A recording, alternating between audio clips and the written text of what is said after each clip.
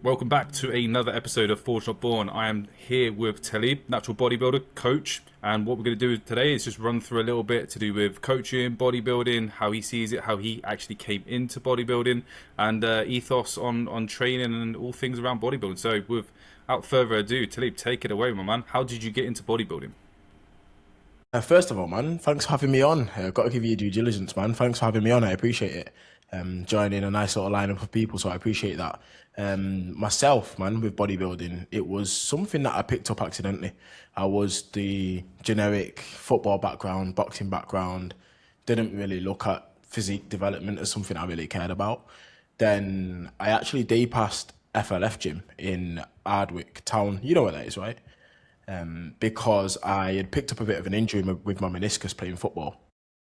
A day past it on day one, had a bit of a play around with kit, seen they had nice resistance profiles and stuff. Thought, I'll see if I can do some rehab for this distance and meniscus. Got in and I met Oscar Young 4040, man. He was like, give it a go, dabble in, see if you enjoy it. I was like, nah, I'm not listening to this guy. And I told him afterwards, like, I'm not listening to this guy. He's like an old guy, I'm not listening to him. Did you Nothing know who comes, that was at the time? no. No, at the time, I didn't know who that was. But I knew that nothing good comes from listening to that old guy at the back of your gym. Nothing good comes from that. So, but I didn't realize who I was speaking to, man. So I ignored it. Day two, got another day pass. Like £20 a day pass too. It's not light. So I'm £40 deep training again. He comes back over. He's like, good delts, good shape. What's making you like waste potential going down this line of like this profession per se or something you want to chase? It's getting you injured. Like, how much do you really enjoy it? I'm like, a decent amount. I'm just good at it. Day three, he's convinced me, man. I basically had just like had a bit of a chat with him. I saw him posing back in the corner of the gym and thought, Jesus Christ, that's pretty cool actually. Went home, started looking, doing some research about bodybuilding.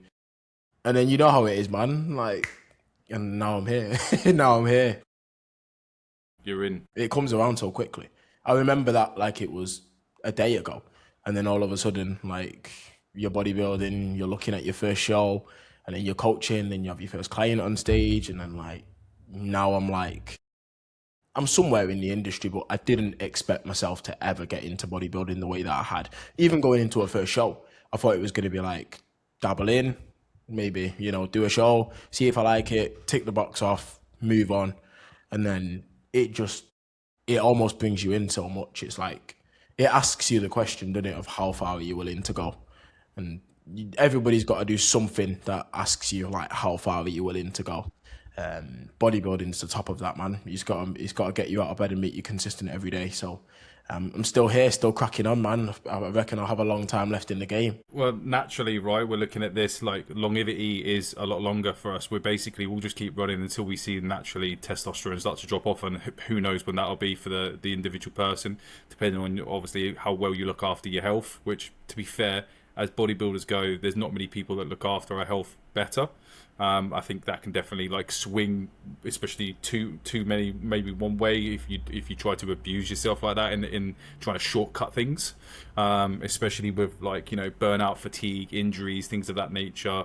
But naturally, like, I don't see a more present sport where you can be at a level where you just keep getting better and better as you get older and older, because you require that you require that muscle density, that shape, those cuts, but then also your health. You look at some of the natural guys, a couple of people spring to mind that last year that have been like just training, and then you look at them and they're in the 30s, but they are chiseled and dense, and you're like, these guys are been training like 10, 15, 20 years, and they're still going after it, they're still doing weights. And yeah, there has to be some adaptation, and you talk about that through time in the game, and the more muscle mass you build, it can change biomechanics a little bit and things like that, and you may run into issues that you have to work around. Everyone's the same for that. I'm sure working with Adam and Elliot, and coaching other clients yourself, and even yourself, man, you might have realized, oh yeah, I used to be able to do that, I can't really do that anymore, it doesn't really work for me.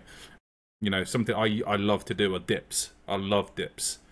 Yeah, we love I it. can't get on with them. Like I have to do them assisted now. I have to do the tempo slower. If the hand angle's off with me doing something, I'm like, nah, not doing that, because I'll just feel like I'm going to impinge my shoulder. And that's something like I've had to deal with, like, you know, that where you want to do these movements, you're like, that's not the best Yeah, idea. You might want to rethink that, man. But so you were used to play football, you used to do a bit of boxing. Talk to me a little bit about those early days of fitness for yourself. yeah, man. I never used to be anything special in either realm. Amateur boxing at best. Wouldn't say amicable. Would just say I dabbled in, dabbled out. Had a fair amount of fights, did pretty well, and then I thought maybe football's for me. And I think I've always been from an athletic background.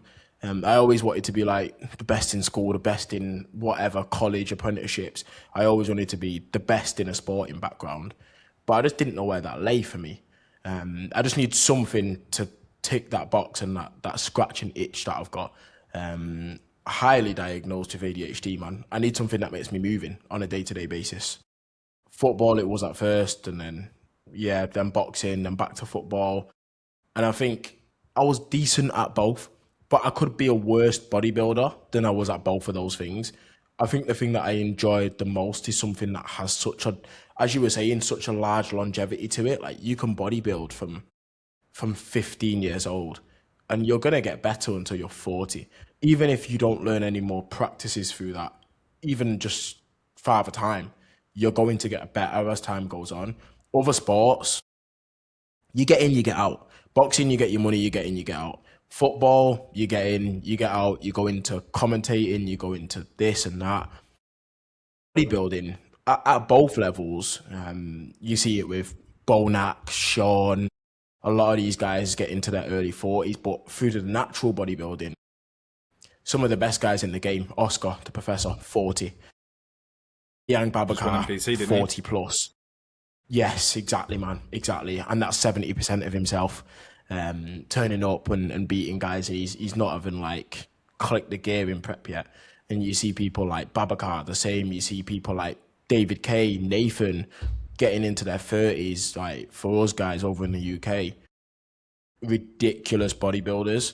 And it doesn't stop until you get to an age where you say, you know what, maybe there's something else that gets you up in the morning and has like scratches that itch. Maybe it's kids, maybe it's, you know, profession, other stuff like that. Bodybuilding doesn't end when you like burn out. And I think that's the same with a lot of sports. You have to burn out before you stop doing it. Bodybuilding, you can bodybuild for as long as you want. I've seen 55-year-old bodybuilders win pro shows in natural shows, you know? And look, miles apart from the rest of the lineup. It's genuinely just as far as you want to go. I think you're definitely right in that training plays a massive part in that. How you look at yourself in terms of longevity. Are you just looking at the big thing that a lot of people look at now is I want to go pro. It's like early and, you know, they push maybe past the realm that they're meant to be in. And there is things in terms of training like movements, like hinging and dips where you do have to be slower in progressions, be smart. But if you're smart and you're taking your niggles seriously in the gym, you take health seriously, I don't see why you can't do this until you're 40, 45, you know, before you say like, that's me. I think I could maybe get that far along and not come across too many problems. It just, I guess it's however early you start being smart. But for sure, I think it's just the fact that bodybuilding took me over because I know I can stay progressing in it for so long before you have to stop. I think it's something that I won't stop doing now. I don't think there'll be another sport for me that I give so much attention to. How did you do the meniscus injury? I had a car crash, man. So I used to be a chef. I did my chef apprenticeship for a couple of years, obviously, whilst doing these hobbies and stuff like that. And I worked at the Ivy in Manchester at the time. So I finished a shift and I think I was maybe driving home at 1:30 a.m. and might be on a Friday, Saturday night, one of those two.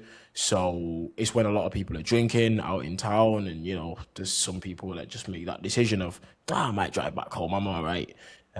So I was on the way back home. I was sat at a set of red lights and I was like 2 corners away from my house. So I was literally a minute away, just sat at a set of red lights. And a Mini Cooper did 80 miles per hour into the back of another vehicle. And that vehicle smashed into my vehicle, put my knee through the dashboard. Front end of his car's like touching my back seat. Yeah, knee's gone, busted. Popped in like 4 pockets and meniscus was gone. But it doesn't impact training anymore. But I think that was a turning point for me where I was like, football's not going to be the same. It's too agile of movements, like too much cutting in direction. I knew it wasn't going to be something that I could be like, let me get after this, let me chase that. The same with boxing. You've got to be super agile, light on your feet. I'm not as light on my feet as I'd like to be, I guess, anymore. But bodybuilding's very easy to like work around that. I guess over time you find what works for you and stuff. But yeah, car crash, man. Somebody drunk drove into the back of my car, so no drunk driving, guys. Mate, legit, like that is a mad story. I mean, my story for like so I had a ligament tear on the outside of my right ankle. So yes, it was lateral ligament tear, and when I first did it, basically I did it on a frozen pitch. Do you remember the Ryan Giggs boots, the Reebok ones? Do you ever used to see them?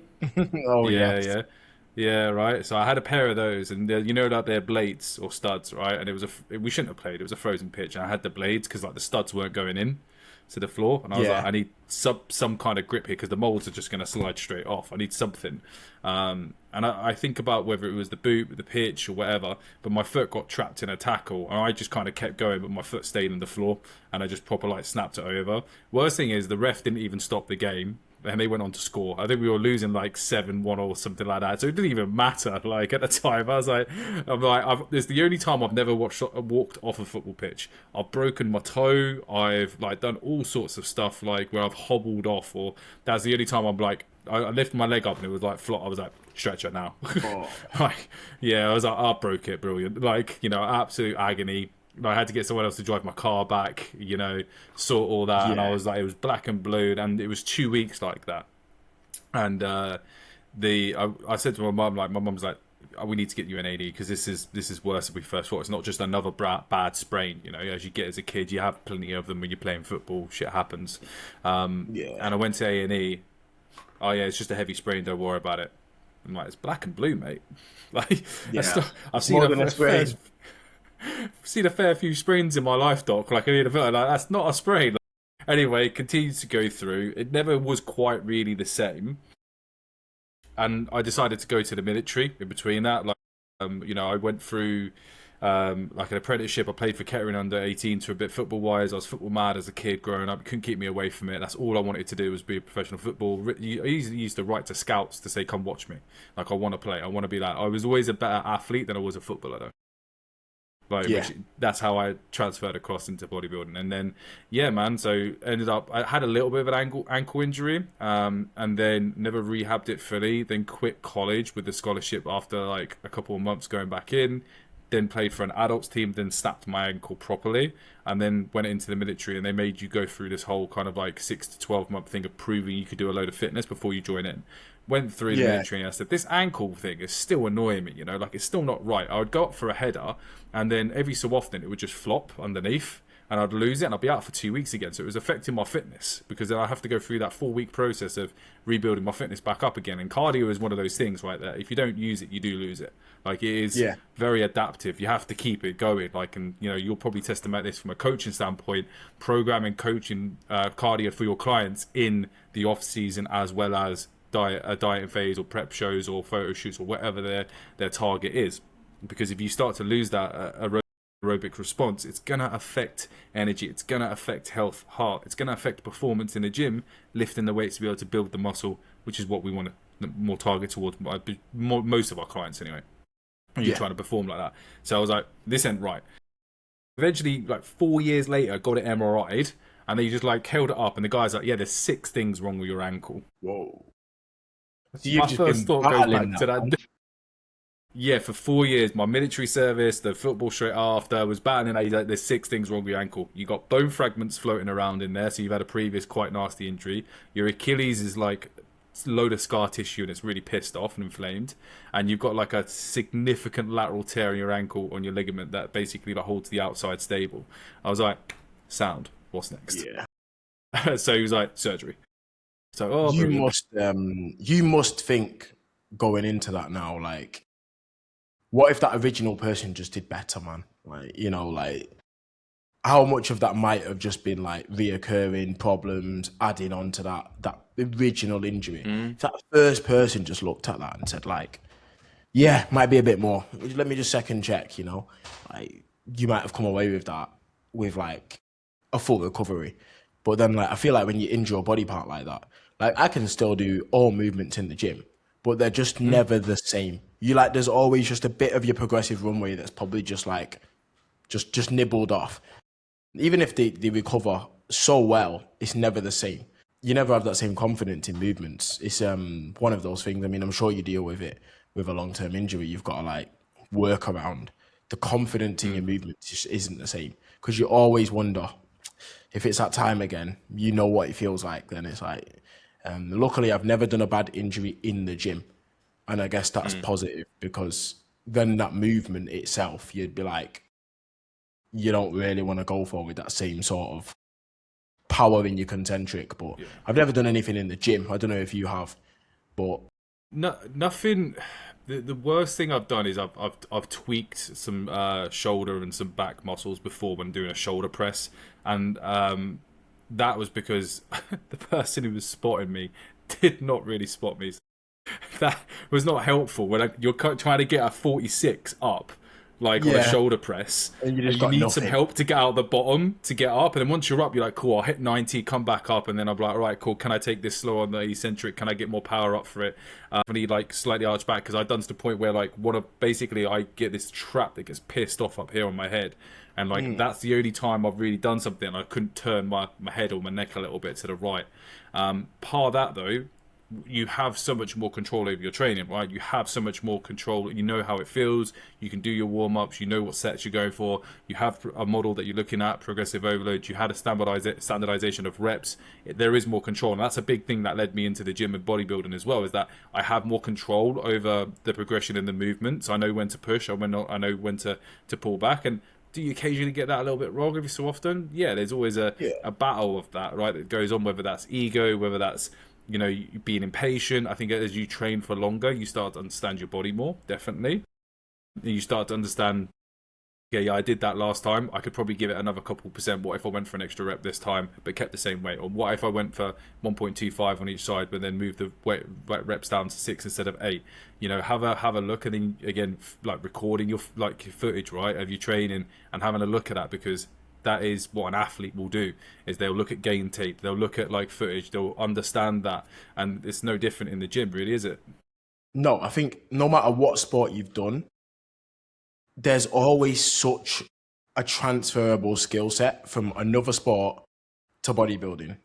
Like, there's so many good people that I've seen come across from sports like boxing, and they come across to bodybuilding, and the transferable skills just sit so well with being able to be a great bodybuilder. Not a lot of people start off, or at least like from mine and your perspective, nowadays, a lot of people start off bodybuilding because it's almost a cool niche now. But when, like, I'm sure when you started bodybuilding, it was not the craze.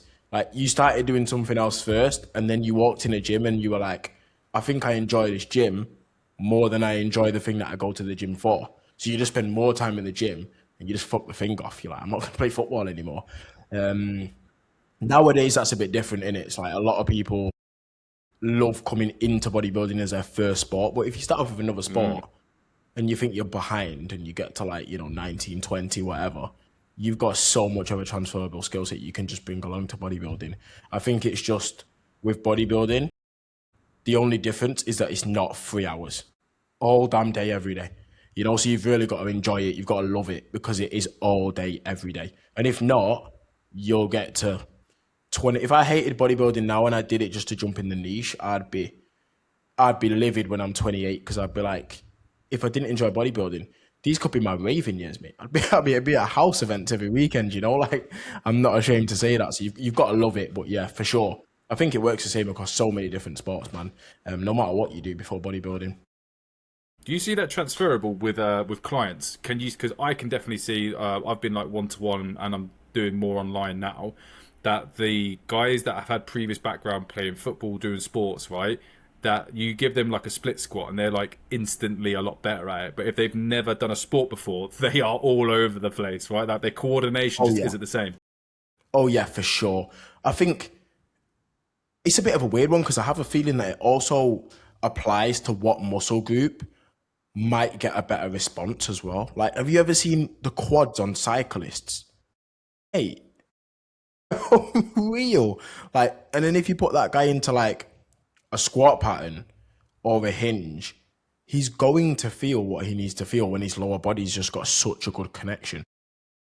When it's got blood flow pumped through it their entire life before coming over to doing something like bodybuilding. I would imagine someone that's played a sport like badminton, like repeatedly going for overhead, powerful movement. Your shoulder mobility is probably going to be pretty healthy. Your ability to press, you're probably not going to get injured training your delts. You're probably going to have a really good connection with them because you're just swinging your arms all damn day.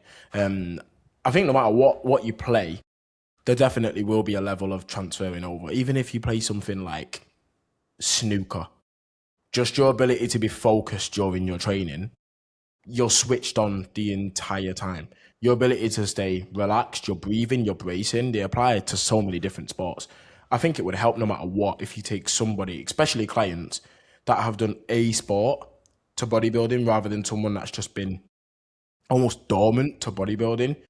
Dormant to bodybuilding it's a hard translation. Moving across from nothing to 24 hours a day, your sleep, your meals, your vitamins, your steps, your training, that takes up so much of your day.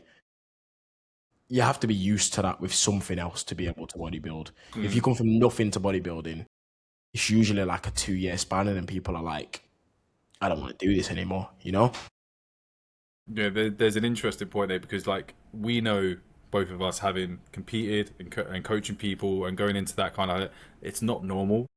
It's an extreme. It's an extreme sport, right? It's an extreme sport to push your body weight as high and to lift the weights required and to train for the stimulus. To, like you said, to always basically be on, to always have that kind of like second mind of like, all right, cool, these things are all ticked off, like meal, steps, water, hydration, supplements, training's been nailed, sleep's all good, all the rest of it, because it is more than just, hey, show up and do this. Like, if you're Eden Hazard, like, he didn't used to train. He used to fuck about in training, from what I understand. But he'd turn up and then bang a goal in like that. Like, you can't show up on show day and just rock up and like, it just doesn't work. Like, it's not the same, is it? No, I think that's one thing that's so good about bodybuilding.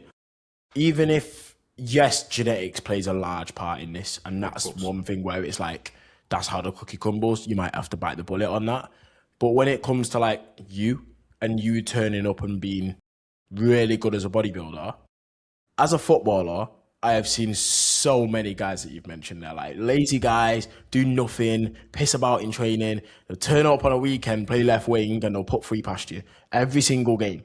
There is no way in bodybuilding long-term talent ever beats hard work. And it's like, the harder you work in bodybuilding, it doesn't really show tomorrow. Like, it shows in 3 years, 5 years, 7 years. If a guy's got a great physique, 99 out of 100 times, he's earned that. Like, he's worked super damn hard for that. On a football pitch, you can get guys that are just better with a ball than you are. No matter what you do, you can get better, but there's going to be guys that are just better with a football than you are, right? Bodybuilding's great for that. It is like the best form of delayed gratification you could see in any sport, in my opinion, for certain.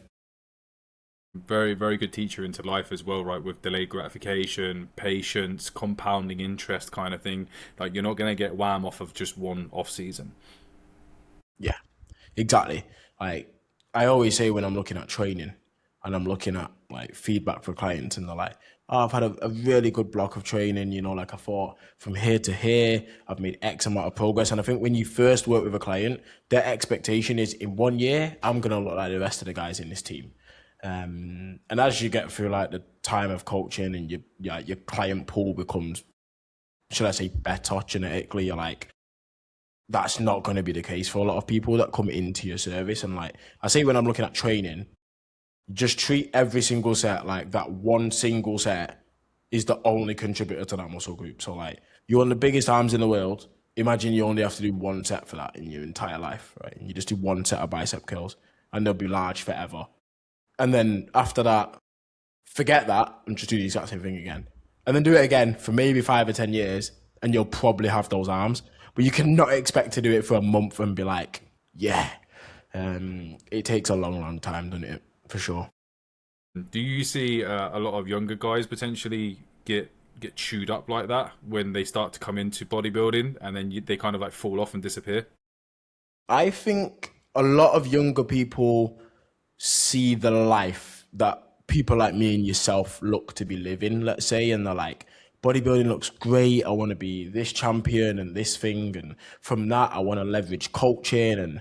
And a lot of the time, it's like, I want to leverage coaching. And I can pretty much tell whether, if I had to put an inquiry into a box of, will you still be doing this in 3 years? Will you not? You can more often than not tell quite early.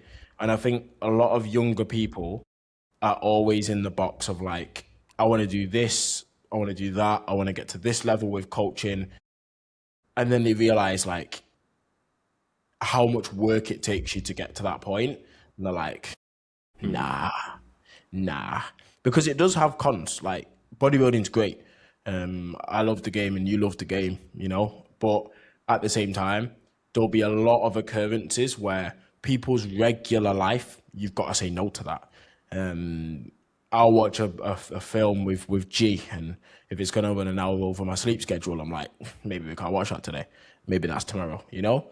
Meals and stuff like that, you've got to learn to enjoy like the greater parts of that, almost being in the moment with people rather than the food aspect. You can't just have a lie-in and miss your steps and be off your schedule on X amount of days.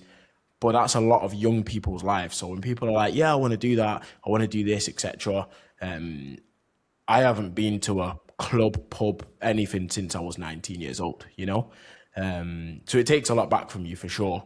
And I think a lot of young people just think it's like, go to the gym, train, I'll be a world champion in 3 years' time, you know, and like I'm gonna have 100 clients and no work to do. And like that's not bodybuilding. But bodybuilding and hard work have to be in that same sentence for sure. I think younger people obviously just see such a glorified side of the sport that they're like, I want to do this for the rest of my life. But I reckon you've got to do it for 3 years minimum before you know if it's something you want to do for the rest of your life, for sure. Yeah, interesting point. Do you think that's like a social media thing? Yeah, for sure. I think it's definitely a social media thing, more than not. Because I think if social media didn't exist today, a lot of people wouldn't see bodybuilding originally. But it's also that what social media is for is literally to showcase your highlighted moments. You don't go on Instagram and post a picture of your morning glass of water because no one cares, you know? You post pictures of the stuff that's like either business related or you post stuff that is your highlights. That's what it is. It's a highlight reel. So people see bodybuilding, they only see a highlight reel. They see, you know, Chris Bumstead on stage, and then the next thing you swipe down and see as a reel will be like these cool full days of eating and carb loading and all of this jazz. Nobody goes on Instagram and whinges for a minute straight about the fact that prep is goddamn hard. You know, like, it's not what you see when you come on social media. So I think a lot of people miss that side of it. That's why with clients, obviously, I'm not sure about yourself. I think you'll probably be similar because I know that you're like just very in the game and you're like, you want stuff done the right way. I'll always say to a client, run an off season, run a successful diet, get pretty damn lean, like almost pre-prep lean, 4 or 5 kilos off your stage weight. Do that once or twice, and then you'll know if you want to prep. But you can't just, you know, inquire with someone, I want to do show at the end of this year, when you've not done any of those boxes. You need to tick the boxes of, have you run a successful off season? Are you adherent? Have you dieted to that level before? Do you know what that takes? Like, do you have the level of muscularity you need? That's why there's boxes that we tick off, like me and you, right, as coaches, before you just let anybody get on stage, because that's how you end up getting like an 18-year-old to go on stage once. They're like, oh, it was awful. I need to go assisted, to go on stage again. And then they quit bodybuilding at like 22 and they're like, I've lost 5 years of my life doing stupid stuff that I just didn't really care for. But yeah, we do see those instances happen. And it's definitely a case of like of being patient, of working through those tick boxes and milestones. Carol, the first guy I put on stage on actually like PCA, just gone. So I saw you guys obviously. Was you oiling up? Was that Harry? Henry? It was Morgan. That's the Morgan Kilo, and then the men's physique winner. Yeah, good gents, man. It was a really good show as well, wasn't it? It was a good standard. It's getting to that point of the year now. ridiculous, mate. Do you see the first timers on bodybuilding? Because that's what my guy was in, and I was like, as soon as they walked out, I was like, holy shit! Like fucking, I could not, because obviously Finn's client was up there. He looked fucking great. I think it's Charlie. Charlie Bentley, yeah, good lad, man. He had a great physique. Yeah, yeah. The Because novice like, with the first timer winner, he did a front relaxed, and I immediately just looked at Elliot and cackled. I was like, what is that? as soon as he walked out, I was like, top three at least. Like straight away, I was like, let's see where from the front of the back and see what he's got going on there. But he was complete walking on. But I think the interview was saying is like his whole family have been lifting. His mum's competing and everything. So it's like he's just been brought up in that like ready to go. He's just like there, like, you know, and that doesn't happen very often. And crazy standard, which is awesome to see. And then obviously the novice, like two people like in the novice, and then like Finn, Finn looked fucking great. I think he had a tan issue, which was quite hilarious because like, he had to go back and shower, didn't he? He showered at the venue. I think they had showers there, and he was like, "Yeah, I'm gonna jump on. I'm gonna have to sort it out." Fair play to him. Mate, love that. There, he's just like, again, someone great geezer in the industry, from what I understand. Like all of his clients sing his absolute praises as well. And there's some fantastic people in natural bodybuilding, man. It's absolutely mega. Yeah, what a standard, man. Like I seen that the first time I walk out, I was like, "Whoa." And then I scoped him out. I was like, who is this guy? Because I've never heard of him. And usually I know the lineup. Like I knew that Charlie was going to be in that. And I knew a few of the guys that were going to be in the lineup. Like you had someone in it. I was like, who is this guy? And he just had signs of a great bodybuilder when you go on his Instagram. His profile picture was not bodybuilding related whatsoever. There was one training clip and the rest of it was just pictures of shoes, man. And it was just like, you just know this brother's just working hard behind the scenes, just doing his thing. And he thought, you know what? I reckon I could beat some of these guys. I'm just going to do it. It's a great sleeper build, right? For sure, man, for sure. I'm looking forward to the rest of the season because it just gets better and better, doesn't it, as the year gets into it. So that's going to be really exciting, man, seeing the shows at the end of the year and some big ones this year, man. Yeah, that'd be fantastic. I mean, look, personally for yourself, obviously, last time you competed was that 2024 as well? Yeah, I'm an old man in the game now. 2024, indeed, it was. Mate, don't say that, brother, because I did my first ever competition. I'm trying to remember. I think I did it at NABA in 2016. Mm-hmm. And that was interesting. I didn't know there was such a thing as tested and non-tested back then. I didn't know there was difference in federations or nothing. I didn't know how to get it. I had cheesecake and steak the night before. I had Kinder Buenos and Lucozades pre-show. Like, I didn't have a clue, man. I was just running with this. I was just like, I love lifting. Let's go. But I dropped 20 kilos. I literally ate nothing but, I think it was like runner beans, whitefish, and chili flakes for like a couple weeks solid straight. So like when Elliot got me and did a proper prep, I was like, oh, this is way easier. What's going on here? Yeah, rice. Yeah. So like, yeah, that was interesting. So like, I started like training in the gyms for bodybuilding. Gym, it doesn't exist anymore in Colchester, where I was based in the military at the time. I got the kind of ankle all fixed up and everything, and when I was going through that rehab, I then went into a place called Hamilton's, and I think it was like Mr. G 95 or 94 or something like that. Yeah, small guy stacked, just dense, just so fucking dense. At one point he held like a UK Masters deadlift record as well. There was just some strong old dudes there for the Masters. There was I think it was Pindasar there, I think his name is, and he was benching like 5 plates each side. I was like, what the hell is this?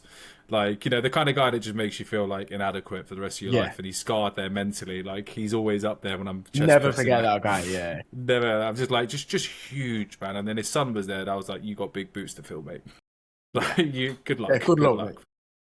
That was sick, because then I started going through the rehab with the ankle, and then started doing leg press and leg extension. And I used to, you know, I remember it very clearly. Well, I would go train on legs on a Friday after the rest of the week, because then I wouldn't have PT for the military Saturday, Sunday, so I could train them and let them recover.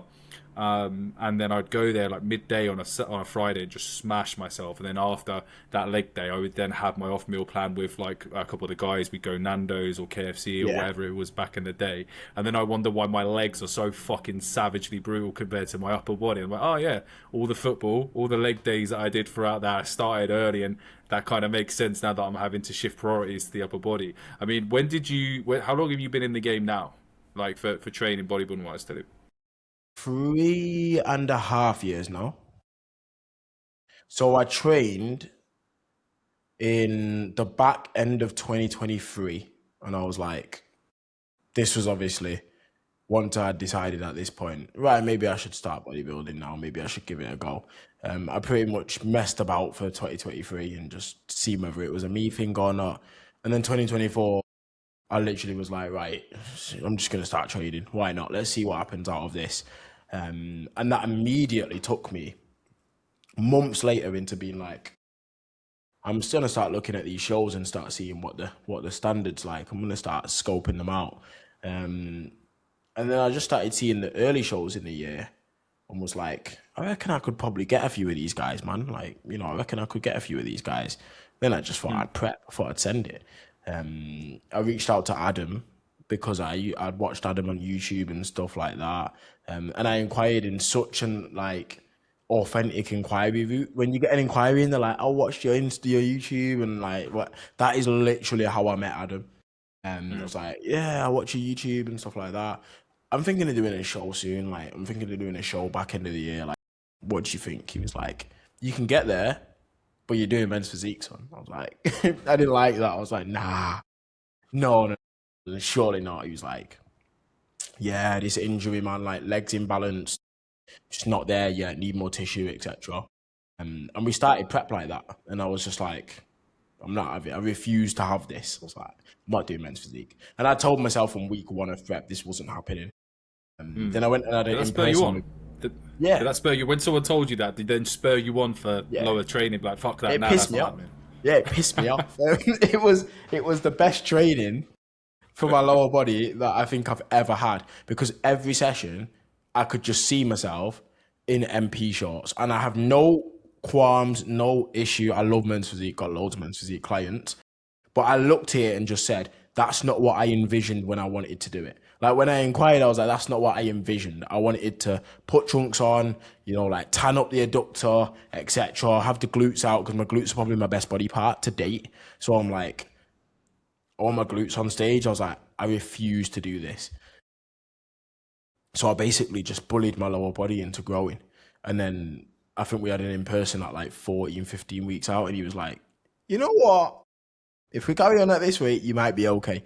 And that led into my prep, man. And I think since then, I've definitely had the itch to prep again so frequently.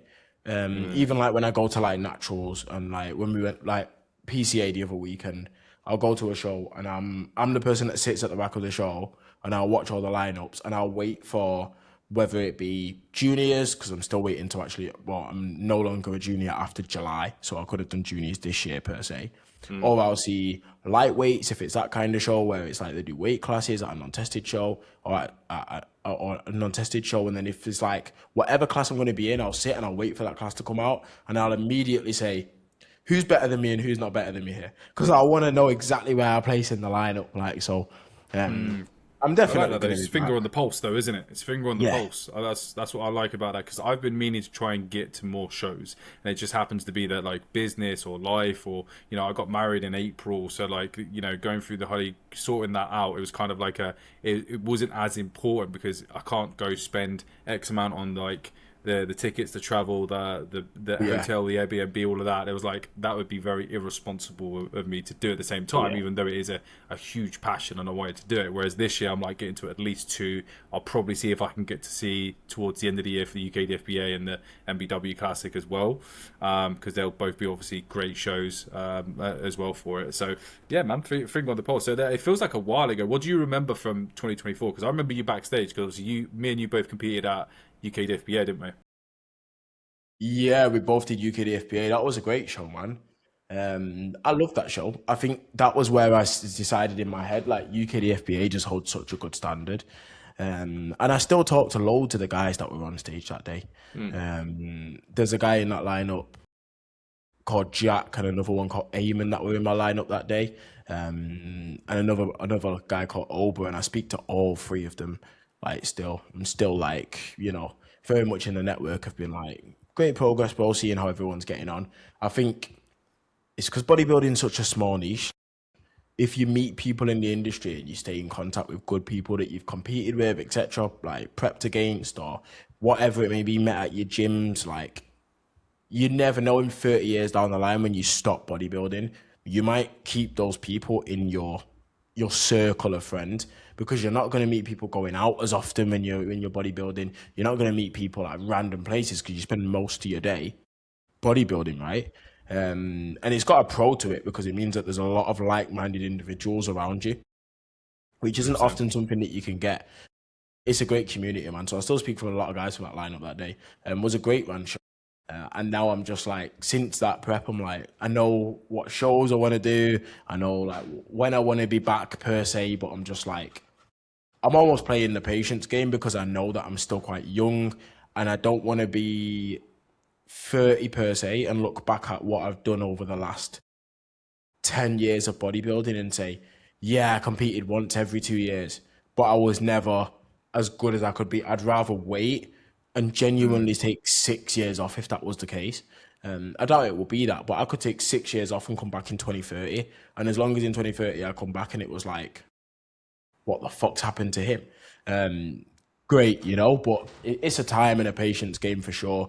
There's certain things that just take time in bodybuilding. Like you cannot grow a posterior chain overnight. There's so much like musculature and cuts to someone's back. You've got to spend so long pulling from different angles for years to get a complete posterior, you know. Can't rush I've that. still got some bits to tick off in the gym for sure. But I'm debating some point in the next 2 years, whether it be next year, the year after. I'll be back soon, definitely, because I'm missing UK DFBA, man. I'm missing doing some other shows, so it'll be cool. Yeah, that prep life, it always starts calling, but like you said, you got to be patient and thinking, am I going to be bringing the most improved package? Have I put on enough muscle? Have I improved the weak areas that I got feedback from last time? You know, no different to, like I said, what we alluded to earlier, like my lower body part, maybe some more glutes and some more hamstring is there, like, you know, because it's had its training from, it's got a lot of muscle mass. I used to fucking murder myself on Saturdays or Sundays at iron bodies because it'd be quiet and I could just kill myself and take Yeah, my time, like with doing it as well, because I wouldn't be rushing off to do one-to-ones, I wouldn't be yeah, over out that. And now it's kind of like merged where I've had to split that leg day up because it's my strength. I'm very good at it, but it destroys my central nervous system for like 24 to 48 hours after.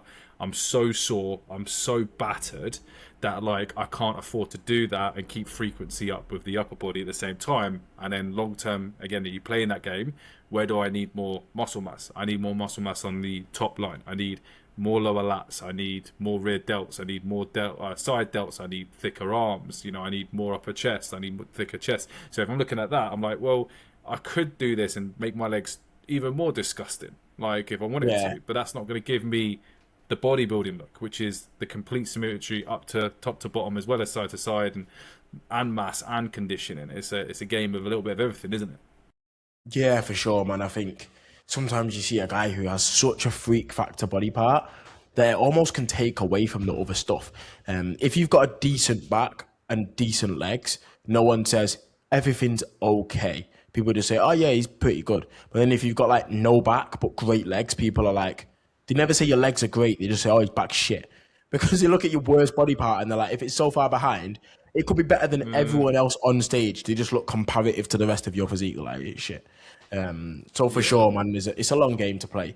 But we're playing it, man. When do you think you'll be back? Do you think you'll be back anytime soon? Or?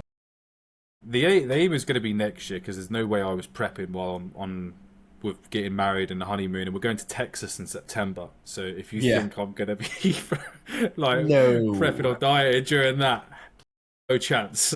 Am I gonna? I'm gonna be coming back like at least a few pounds heavier, probably at least, Yeah. which is pure brisket. Yeah. Brisket pounds. The tendon is in But we're gonna pounds. be, oh, yeah. I mean, they weigh their stuff out there in pounds. To be fair, like pounds of meat. How much pounds of meat do you want? I'm like, is there a limit? Like, Yeah, whatever you um, got, bro. Yeah. So yeah, we'll definitely go because you've got obviously Destination Dallas out there. You've got like some absolute mega. I think Alpha Elite is out there as well. Some crazy cool gyms are going to be out there. So it's going to be some sweet footage and good time. And that's kind of like our full honeymoon then, because we had a mini honeymoon to Rhodes Nice. after the wedding. I didn't try fancy paying for both of those right next to each other. You know, because things are well, business is good. I'm well, but I ain't that Oh, fush. Like, no one's ready for the cost of a wedding and honeymoon together now. It's yeah, big cost, man, for sure. yeah, yeah. So probably next year. I haven't competed BMBF or PCA, so I'd really like to do those. I didn't manage to make it for the MBW last time when they did it for the first time because that was after WMBF, and at that point there, I felt the look probably got worse throughout the season because again, I look at that as a first timer, not as a novice. Even though I competed novice, I competed once in like 2016. Didn't have a coach. Didn't do it Yeah, properly. yeah. Yeah, I lost a little weight. Yes, I got on stage. Yes, I did the tan, but I don't It view wasn't that. I a look at it as prep. Yeah, yeah, yeah. Like it was. I look at that more like that was close to a fucking photo shoot prep. Like that it was anything else. I was lean for a photo shoot. I was not lean for bodybuilding. And there's a big difference between those two standards. So yeah, yeah. Next time that because you know if we look at that 2027, it's been 2 years. I think the upper has improved. I've definitely prioritized it a lot more, and now I know what's coming. I'll probably be able to logistically plan that out a lot better. So yeah, that'll be the plan for myself moving forwards. There's been no need to change that, and I do have that bug back to get fucking lean and leaner again because I look at that last time and I'm like. I definitely know I could bring a better look than that next time. I definitely know I can get my legs a little bit leaner. I know there's a lot of improvements that I've made with the upper body and the back. I know posing can be better. You know, I know stage presence can be better. So it's all that learning curve, right? You know, looking to improve. So for me, when I compete next year, I will be latter end. I'll be 35. yeah. So like I'm looking to try and bring because you see like we talked about that kind of like hard grainy kind of like detailed look and just muscle maturity training over time, which does bring me to the point. How's training been with Elliot, man? How's been working out with him? It's good, man. We're like Kevin Hart and The Rock. We're so I we're so totally get that as well. Yeah. we're so opposite. I said to Elliot I was coming on, and I said to him, I said, I reckon that Martin will question our training and ask how training's been with us. I was like, he's gonna ask me. I know it. It's been good, really good. Everyone's been mentioning it, like, oh, how's training going with you and Elliot, man? Like, it looks gritty. I'm like, you know what? It's really good, man. Um, there's things that Elliot has that I just don't have, and then a couple of bits that I have that Elliot's like, I just need a bit more of that. So then it's just like us training together is like a really good mixture right now, because our training syncs really well. So we've been training upper, lower, up, off, and repeat. So we've basically been hinging every 3 days. Every two, like one out of every two sessions, we're hinging, and the other's an upper session. So just running an A and a B split, and it's working really well. And I think sometimes I never like training with other people. I've always been like a train by myself kind of person because I don't like the emotional attachment to training with other people. I'm not somebody who is an advocate of like wasted expenditure, barking down a gym. You bring your intro, like your golden energy source, and then you bark down the gym saying, it's my time now. And it's like I'm not a fan of that. And that always is something that happens when other people train together. Me and Elliot are very chill. We could probably train in a silent gym and it wouldn't reach past 30 decibels, man. Like we're chill, but we train hard together. So it's nice having someone there that like the spot's always good. It's always the same intensity. On a day that Elliot comes in and he's a bit bunged up, it's like I'm gonna get the session going. A day that I come in and I'm a bit like, he'll get the session going. So it's been really good training together, man. I'm like, it's like I think down the line, I would like to not train at a gym. I've said this so many times. I would like to get a nice big unit sorted out and just have my space. But because he's so close and we live like 10 minutes apart, it'd definitely be a collaboration there. That's the end goal. me, a unit, some nice 15 pieces of kit that we know we love, and just me and Elliot getting after it, man. It'd be good. But it's been really good, man. Training's been progressing, physique's been progressing.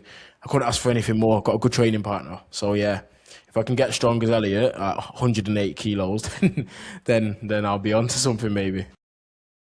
Yeah, man. I mean, good training partners, they're hard to find, right? Because especially if you're trying to find someone that clicks with you as well, not only from a perspective where your training splits do line up and you have like quite similar goals, and the timing obviously like works for both you guys. Because like, are you both like online coaches now? Because I know Elliot's full-time online coach. Yeah, man. So we're both just coaching. Yeah. So like, if we need to get into the gym at 11, and this is obviously one of the major pros of coaching that you can't like almost scapegoat. You've got to admit it's a great pro. Just not training at 6 p.m. You know, I don't have to go to like a work job and be like mentally fatigued of just thinking about train all day and then then training. I actually, when I used to work other jobs before I went full time, I used to work at I worked at Barclays, and before that I worked in a solicitor firm. Before that I was like doing normal jobs, and all of those jobs I've always said I would rather train at 6 a.m. I genuinely used to train at 5:15 in the morning, because I was like, when I wake up, when I go to bed, as boring as this is, I'm thinking about my hinge tomorrow. And I don't want to wake up and it be 14 hours of me thinking about, need this progression today, want this progression today. By the time you get to the gym, you're like spent, I did prep like that. I did all morning training through prep. It's hard, but you get acclimated to it super quick and it worked really well. But right now, we can just train midday with each other, which is cool. Yeah, I mean, there's, like I said, people see the pros of that. They see like, oh, they're getting into the gym, they're seeing the equipment, they're seeing you could have like the autonomy over your diary and your lifestyle. Yeah, but they don't see, but I was up at 5 o'clock working, or I was working till 9, 10 o'clock, and like I'm messaging my clients throughout this day, and I'm on all the time running through that. I work on the weekends as well, like, and I'm working on bank holidays because doesn't really matter. These guys need servicing, check-ins need doing, you know what I mean? So they see all the pros, but they don't see the cons of this. They don't see all the work, the investment that goes into it, like into the education, into getting better results, and then the pressure to get these people results as well, right? Like, it is not a normal job to do. You don't just turn up and rock up to your 9 to 5 and then forget about it and go train and enjoy it. There's a lot more to it than meets the eye. For sure, man. Yeah, I think like, especially with coaching, and you'll know this too, like it will change the way that you prep ever again, because you really want your heart rate to only ever be elevated during like a contest prep once a day or twice a day, cardio and training. Outside of that, the more jump scares or the more times you're getting your heart rate up, it's just negative for your energy, right? When you're prepping and like, you got clients on stage the entirety of the year. And that's another reason why I'm like, I'm going to pick my shows really smart. I might do season A like earlier in the year. I might do a couple of international shows. I like the look at AMBF, WMBF Spain, look like really cool shows. And then I might like call it a 3 shows and done season. Is because it changes the way, like when you're coaching full time, that you'll ever be able to prep again. My first prep is probably going to be my least stressed prep, because I just worked a regular job. I was a PAYE, I got the same paycheck every month. I went to a job, I came home, and quite frankly, it wasn't my job. And I did, if I was tired in prep, I just do 70% of the workload, because you have colleagues, you have a team around you to work with. When you're a coach like myself and yourself, it's like you give everything to your clients, and like you're in prep and, you get international check-ins coming in at 6 p.m., 7 p.m., you're getting them done. So it's definitely like you wake up, you work, and you're in that mode. And when I go to sleep at night, like it's post work, and sometimes it's like smacking my wrist when I'm watching a movie at night. Like, right, it's time now. Like, turn the phone off, switch off for an hour. So yeah, it has its pros, but it has its cons. It's still a job like any other job, and I think you'll actually be more emotionally taxed by doing a job like coaching, because it's a direct correlation of how much you care about your athletes. You never want to send a client up there when they're not 100%. You never want to like have your athletes go a day with thinking that they're not being tended to. So like, you're on the ball with responses, you're on the ball with that stuff. And it's great because I love what I do, but I put 10 times the amount of effort into this than I ever did working at Barclays, right? So like it does take a lot away from you as well. It's a great Speaks job. to Great. passion though, doesn't it? It speaks to like your passion around it, your energy around it. You would not do that if you did not care. And if you did not care, then you probably shouldn't be doing that. Yeah. There's yeah, you've got to genuinely care about other people's goals just as much as your own when you are a coach. And the only time that like I ever switch off is the beautiful time where I go and train. And that's a reason why I said I never used to train with people, because as selfish as it sounds, there are very few people in the world whose training I care about as much as my own once I walk into the gym. Like when I'm not in the gym floor and I'm doing my thing, I'm coaching, everybody else is my priority. But the moment I walk through the gym doors, I get my steps done, I clear off my inbox, and then it's D&D. It's me time, right? My phone's do not disturb, and it's my time to train. There's very few times where I'm going to turn around in a gym environment when I'm in that game on mentality and be like, I care about someone else's training as much as my own, because that's my time, right? Luckily, Elliot's in the clear for now. Elliot's in the clear for now. So me and Elliot are working good together at the moment. But yeah, if you've got a training partner, you've got to care about each other's goals as much as you care about your own, right?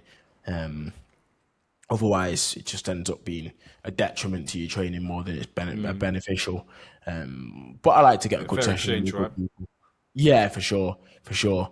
But there's always good people out there that I'm like, I'll definitely get a one-time session in. I just don't like floating around so many gyms so often and like, training with a different person every Everything. week. I just like consistency, man. Yeah, very, very much the bodybuilding way with that, isn't it, man? Yeah, just consistency. We just like to keep as much the same as we can, as often as possible, right? But it creates a stress for your life, I guess. So it's always going to be positive for that. Yeah, I mean, you touch on a lot of points there. So you're looking at like environment, you're looking at culture, you're looking at like obviously the fair exchange there, where you can both like learn from each other as you do that. And I've definitely found like I do like working with training partners, but it's hard to find people that have been like that consistent or that dialed in or that kind of like up the ante, because like I said, like you, like I come in, I've got two phones. I have my work phone, I clear it, and then I have my personal phone, and that's on do not disturb as well. And then my headphones are on, music's in, and I'm focused on my workout, and that's what I'm doing. And I'll say hi to a couple of people in between sets and stuff. I'm not a fucking dick, I'm not an asshole. You know Yeah, what I mean? But like I'm not gonna actively walk over and try to help someone's fort, because I'm like, no, this is the difference between when you go and work out and when you go train.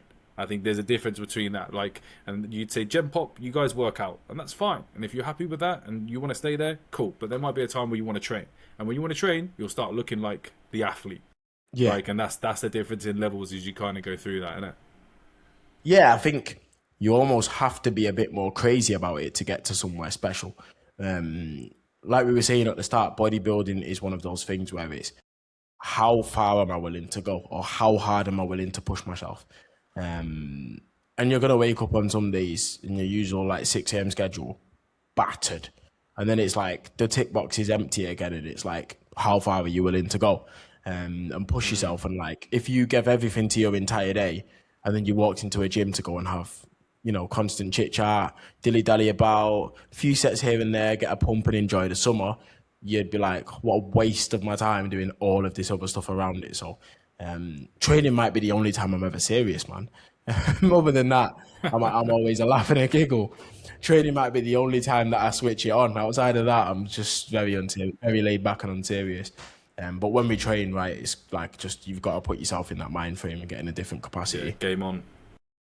For sure, man, definitely. So maybe next year for me and you, man, might be proper game on next year if we both decide we're going to prep. Mate, That'd look, be cool. look forward to it, man. I look forward to seeing you guys at the show as well. How's it been working as part of Team Powell as well? Really cool, man. I think since November 25. No, it wasn't a lie.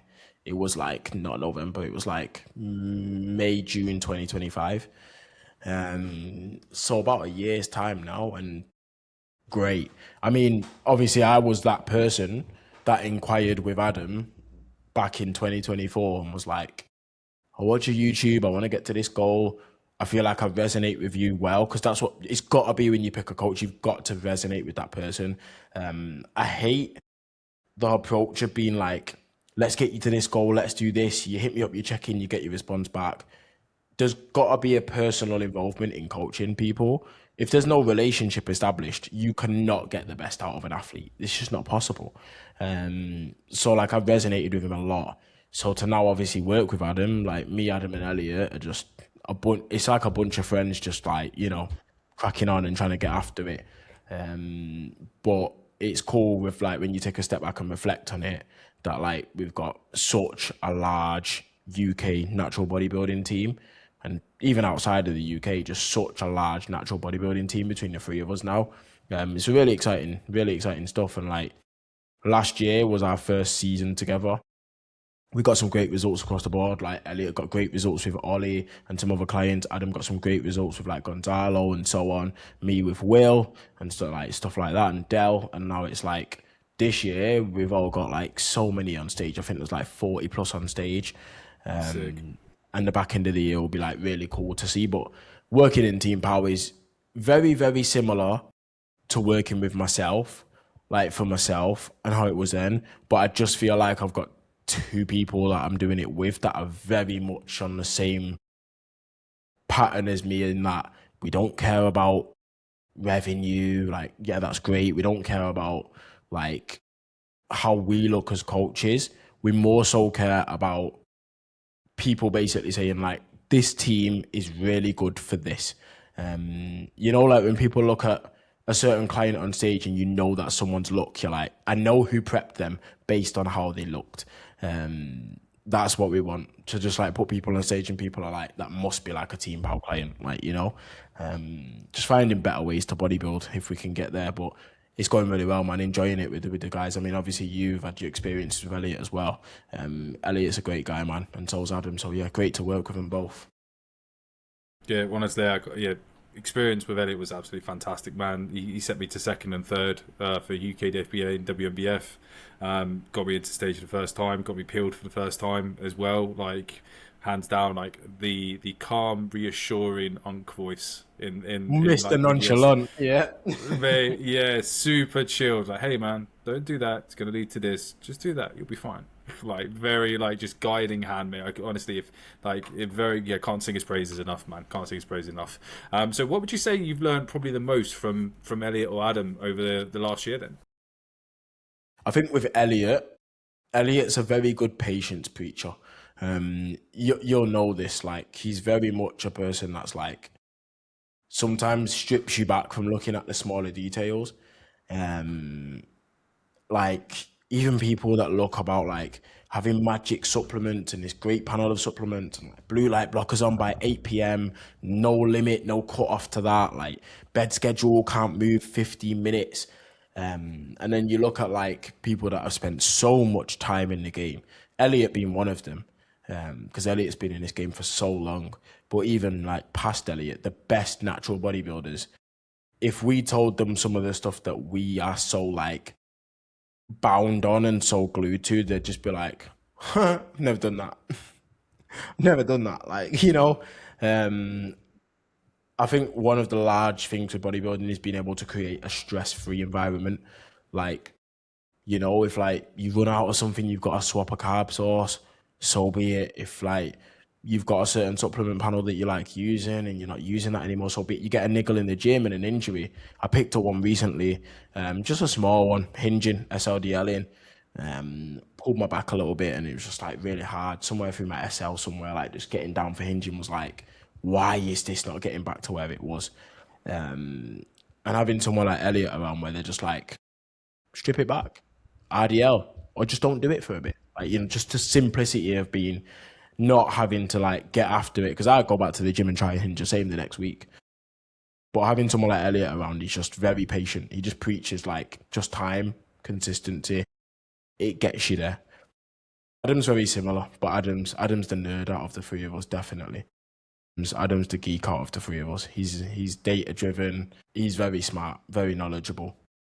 So I think a lot of knowledge I learned even in my early doors from Adam with peaking athletes and more competitive roots of bodybuilding and not just gaining tissue. Taking it like into finer details of getting someone on stage. Like if you want to book a consultation with a guy for an hour and just have him explain to you, if you knew nothing about competitive preps, this is how you get every single athlete you work with to that goal, no matter who they are in their circumstance. If you were going to just have one person for an hour, you'd speak to Adam for an hour and you'd be 80% of the way there.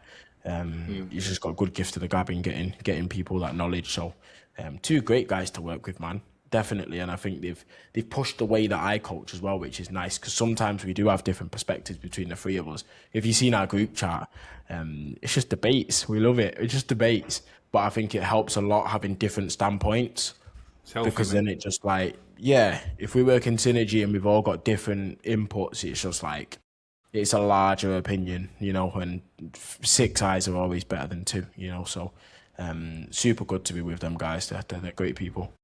Yeah, that perspective, I imagine in coaching, like sending through client pictures, obviously even for yourselves as well. Like, you know, I know that obviously Elliot self-coached through and to his not only WMBF Pro Card but PCA overall as well. But I imagine like he was getting perspective from you guys, he was getting insight from you guys as well to have that kind of, because a lot of the time bodybuilding can be perceived as this very solo sport and very selfish, self-isolation, all about me. But if you actually strip this back, you start to understand it's the complete opposite of that. And actually, you work with teams, you work with communities, you build culture. You're in a gym, you work with people. Like it's the complete opposite of that, right?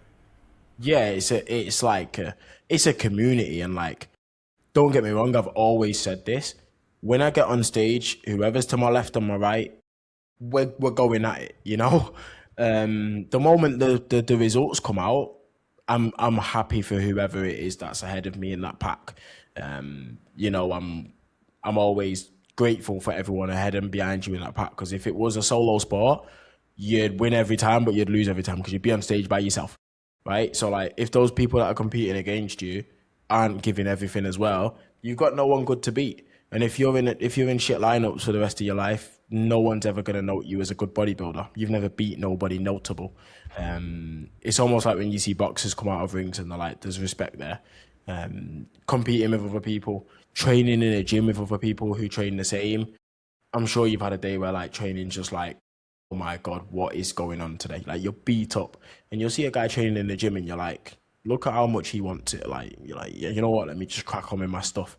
You need that. You need friendly competition. You also like need a community of people around you, because bodybuilding is difficult, man. Imagine being the only person in the planet on prep. Like, the only thing that gets you through prep is seeing other people are doing the same. There's other people that are going to be in your shows. It pushes you. If you're the only guy in the world prepping, you'd be like so down.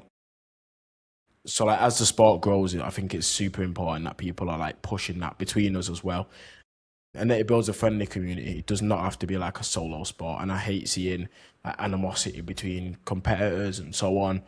I've got friends that are lightweights too in my class, and we're great friends. We'll get on stage and I won't know you for 10 minutes because I'll be trying to whoop your ass, and then, you know, should you beat me, like, let's go back to the drawing board, and you're still great friends after that. But it's perspective for sure. Definitely how you say that is perspective. You can either be a one-man army in a dark room, eating your meals and living like a depressive life of just monotony, or you can be part of like a great community that natural bodybuilding is, and seeing everybody push each other to be better, push potential, and now and then again clash arms and battle it out, man. Yeah, but like you said, that friendly rivalry, that competitive nature where you are rivals for that 10 minutes and adversaries, so to speak. But then after that, well, yeah, job's done after that. Like, after that, there's nothing you're going to do to influence against it. Like, you can see that it's a good, competitive, healthy nature. Because I'm sure you had it before with boxing and football. There are guys that I used to know on the opposite side of the team. For 45 minutes, I would absolutely be out there to get you. And then after that, I'd be like, cool, man, what are you doing this weekend? Like, kind of thing, like, as you go after it. So, yeah, totally get that, man. All right, buddy.